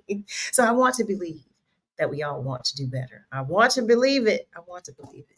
It's in there somewhere. It's in there. It's a little deeper in others, but it's in there. But I'm curious to know, Dr. Z, in your opinion, are there like core mental health principles that you believe should be instilled in our babies so that they can, that would be helpful?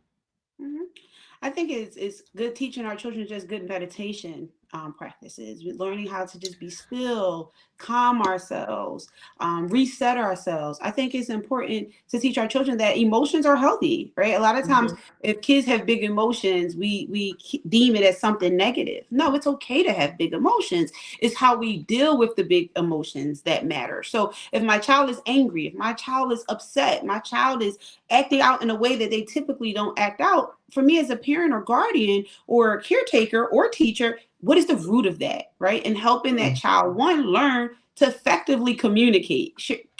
Carol, you just shared, this child was in class and he realized something was triggering him. So he effectively communicated that I need to be separated. So teaching our kids how to express themselves in a meaningful way, in a respectful way, being okay to ask for help if they need help, getting them engaged, getting them in activity, a great coping skill. Unfortunately, we are in a generation now that the game systems, TikTok, Instagram, that's what's keeping our children entertained.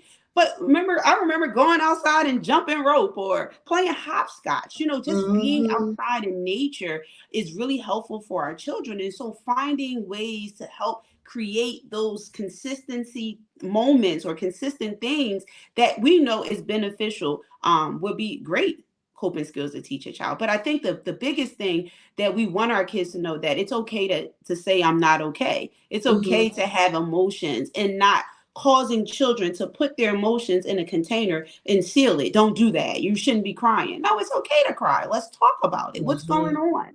I think that's very, very helpful, because a lot of children, they are not allowed to have big emotions. They're not allowed to feel, because as adults, sometimes we take that moment away and say, you shouldn't feel like that. You shouldn't act like that. Why? Why not? Allow the child to have that emotion. That is so true. We're always stifling our emotions. Why? When we have them, why? I want to take a moment to go to our socials. Cheryl is sharing that the Philadelphia School District still has agencies in schools. She's been told one issue is lack of cultural competence, though. Oh, and hey, Cheryl, my walking buddy. We kind of fell off, but but it's my walking buddy right there. And Miss Julie shares that the Clouden family has a beautiful concept: Peace Suite. Children's books, a rocking chair, separate room for learning, and cozy comfort for guests. In other words, an environment that provides a secured setting with a sense of, here's a safe zone just for me. She shares, wow, that is really, wow. She shares weekly guests of Brother Shomari, groundings on Word 1-4 on Fridays. They've advocated for our children within the Philadelphia School District for more than 20 years. I love that. Now that I love. I love that. But how to, so one of our family members was sharing, and we were in agreement that there are a lot of parents who are under the influence. And as a result, our children are being raised, by video games, by social media, how do we, those of us who are experiencing these children that may have, mental health challenges. How do we help? How do we navigate it? How do we combat it? What do we do? I think we just hopefully have a parent that's engaged to some extent, and we can find ways to connect with that parent, to meet them where they are, to talk to them about what are the struggles that they are dealing with. And hopefully, and that's sometimes a strong hope, that they'll be willing to accept help. Because the first thing is they have to admit that there is something not right in their life or something that they're struggling with. And then us as helping professionals or just as helping individuals, finding ways that how can I be a support person to this individual that may be struggling. Parents also, a lot of psychoeducation, a lot of education around what it means to be a parent, because truth be told, being a parent is hard. It's no book that we Right. get. There's no formula that we can rely on. Every child is different. And so maybe helping that parent find some type of support groups or some type of parenting groups where they can go and they can just vent. But I think really it's getting to the root of what's happening. If it's substance abuse, then of course that's going to alter that parent's way of thinking. And unless Sure. they get serious help, there's really not much we can do but show up and be a support person to that child in any way that we can. So, this is an experience I had with another one of my babies.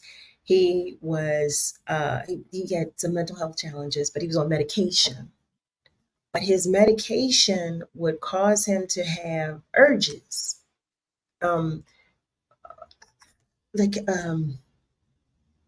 he was. I'm trying to say it, but not say it quite honestly. But okay, so I will say it. He was always, and he was a baby. He was like middle school, I'd say.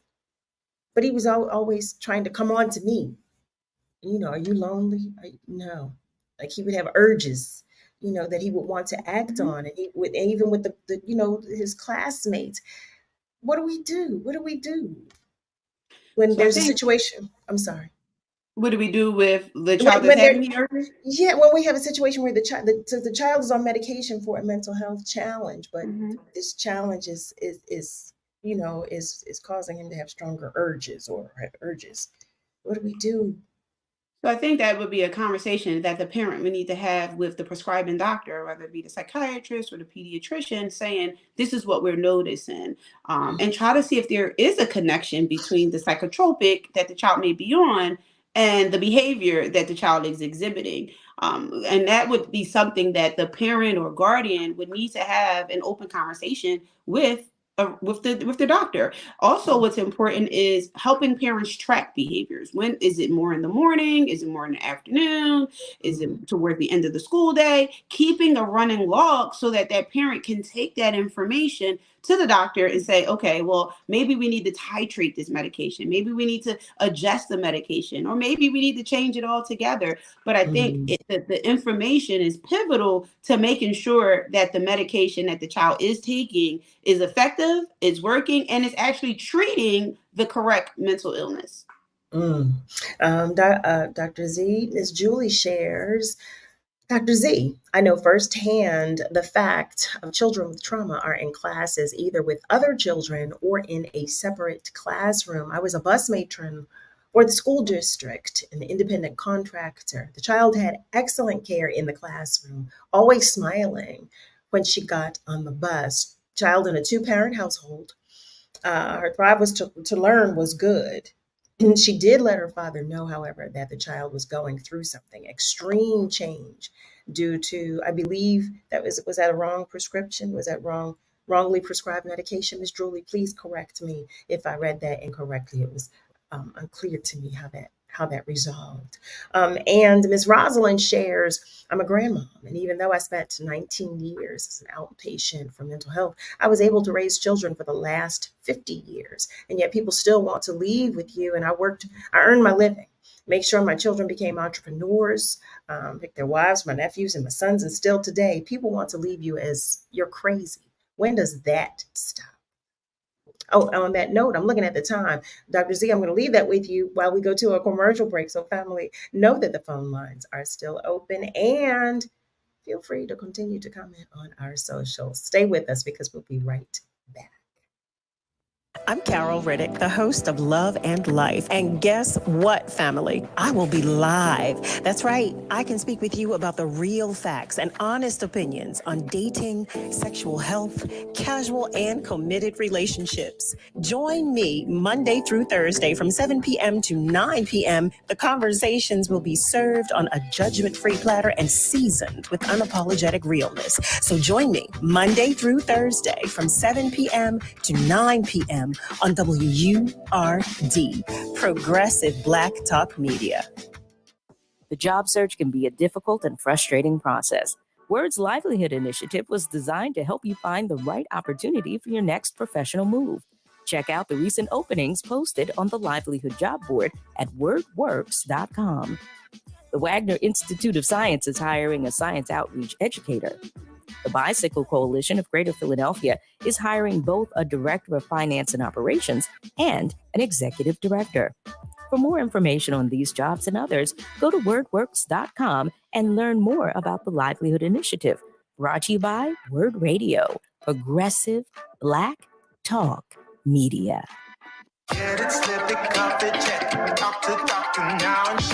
Nearly 1 in 2 U.S. adults have high blood pressure. That's why it's important to self-monitor your blood pressure in 4 easy-to-remember steps. It starts with a monitor. Be next to talk to your doctor about your blood pressure numbers. Get down with your blood pressure. Self-monitoring is power. Visit managerbp.org. Brought to you by the Ad Council, the American Heart Association, and the American Medical Association, in partnership with the Office of Minority Health and Health Resources and Services Administration.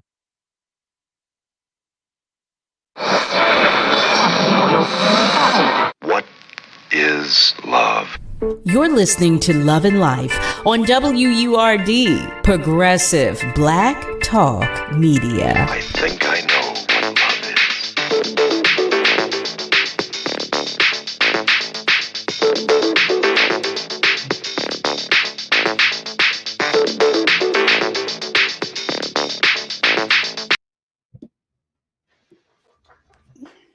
And we are back. You're tuned in to Love and Life with Carol Riddick on WURD. It's Thursday, so we're talking with Dr. ZENIDA Driver. Thursdays with Dr. Z, that's what it is. So before the commercial break, Dr. Z, you were beginning to respond. You hold that thought, so please take it away.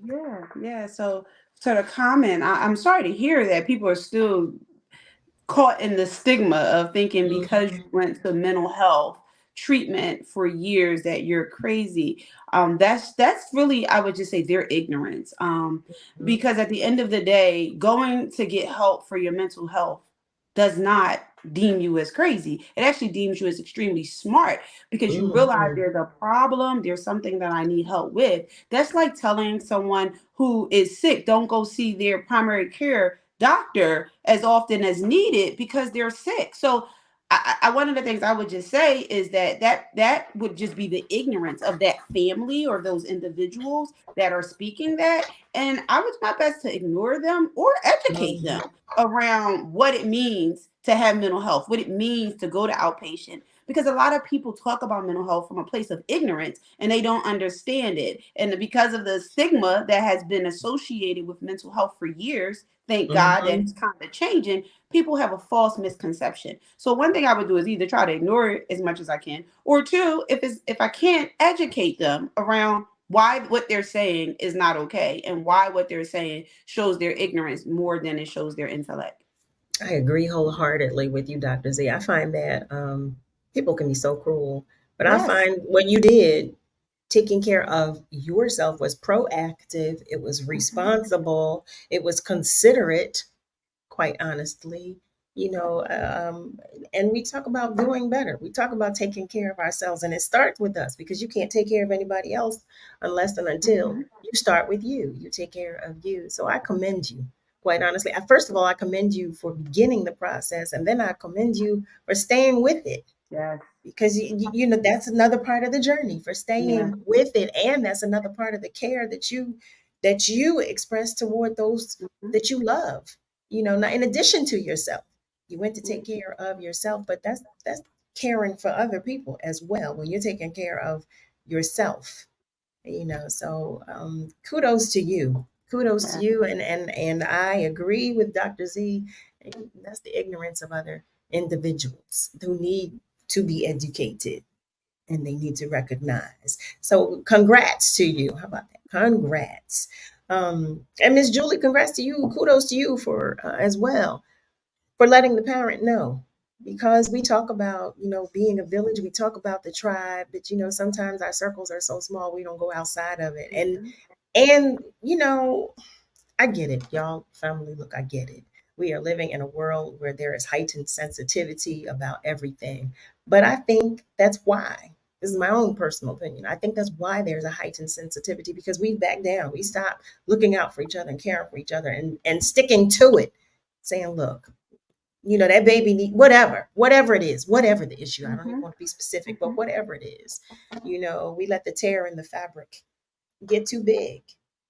And Carol, if I can jump in, just 2 points that you made, I think is relevant. The first point I think is you make a great point that a lot of people are not consistent with treatment. Whether we talk about consistent treatment for our children or consistent treatment with ourselves, people often think that therapy and the help of psychotropic medications and any of the coping skills is something they can wave a magic wand and it's going to change overnight. And so the first part is that for her, she was consistent. 19 years of getting support shows resiliency and consistency. And I totally agree with you that kudos to her for that. And then the other piece of that that's really pivotal is the ability that children have someone to advocate for them. Because a lot of times when school years start, children spend more time in school than they spend at home. And they exhibit behaviors sometime in school that they don't always exhibit at home. So they need that person who cares about their child to advocate and say, hey, this is what I'm seeing. This may be something you want to take into consideration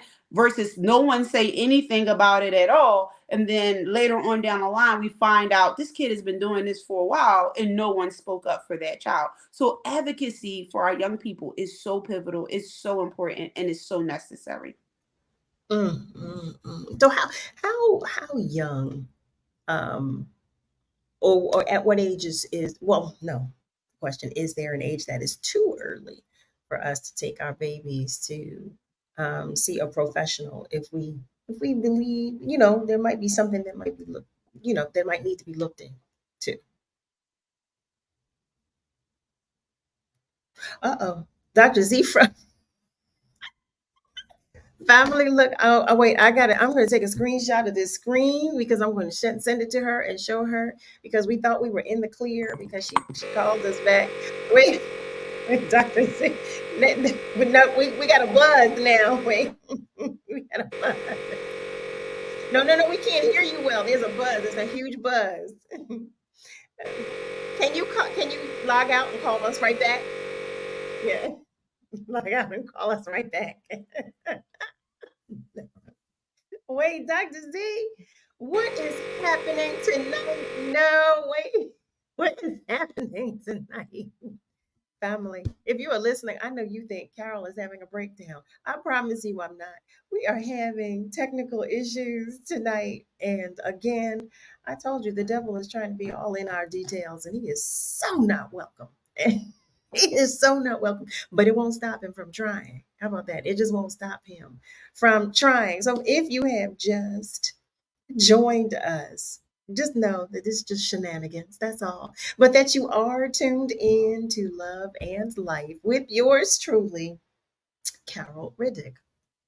Right here on WURD, Progressive Black Talk Media, on air and online at wordradio.com. Malcolm, I'm with you. Malcolm says, what is going on? I don't know what is going on, but we're going to get to the root of it. You hear me before we say good night. There we are. Dr. Z, are you back? Are you back? I'm back. I don't know what's going on today, Carol. I don't know. Wait, Malcolm said, what is going on? Oh my gosh. Yes, Miss Julie. She said, what is that? It was a buzz sound. So you were trying to talk with me and you were trying to converse with me and there was this huge like buzz. It was like zzz, I mean, it was so loud and so strong. I said, So we now have Dr. Z back. We have her back. Yes, thank you. Oh my gosh, I'm I so don't even know. sorry. I don't know what's going on today. No, I told you it's the devil trying to be in the details. That's all it is. That's all. Malcolm said technical difficulties. I know. You see it? Look, that was a typical daggone technical difficulties. I know. I know. But you know what? That's it. That's all. That's it. That's okay. It's all right because it happens, right? It happens. But here we are, and we have you back, Dr. I'm back. I'm back. Oh, so I don't even know what I was saying. Was I saying something? We were talking about the advocacy. We were talking about how that. I'm so sorry, everyone. I don't know what happened, but we were just speaking about the importance of advocacy for our young people, having someone speak up for them, having someone communicate sometimes the things that they can't communicate. And particularly in the school setting, because teachers often see behaviors, they see patterns, they see interactions that the children may have that sometimes the parents don't see at home. And so I was commending the listener for saying that she did advocate for that child because she thinks that the medication was causing some acting out behaviors. Yeah, that medication, what happens to Murgatroyd? And I was asked, thank you, Von Don. Thank you so much.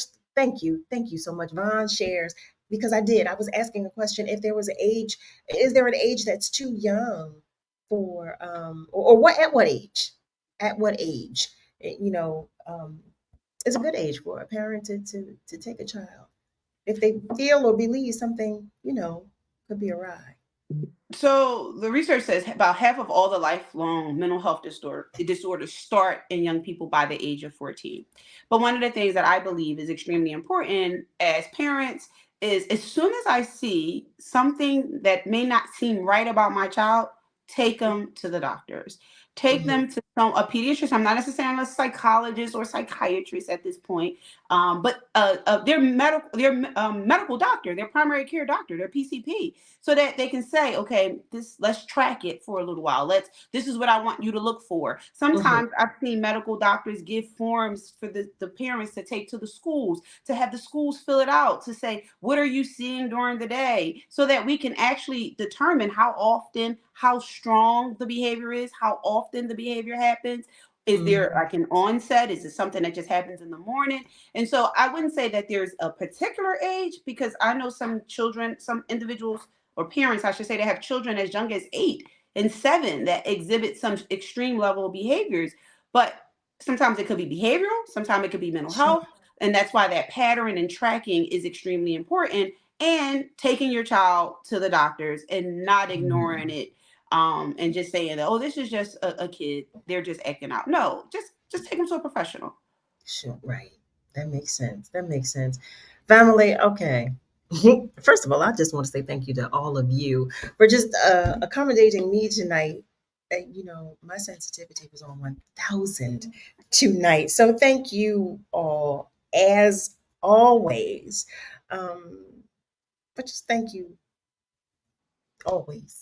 I will say thank you always. Dr. Z, thank you, because I'm looking at the time, because it's time for us to begin to shut down. But I'm like, my energy is all over. It's on 1,000 tonight. And I'm trying to, get it together, trying to pull it together. So Dr. Z, thank you. Always an interesting conversation. Can't wait to see you again next week.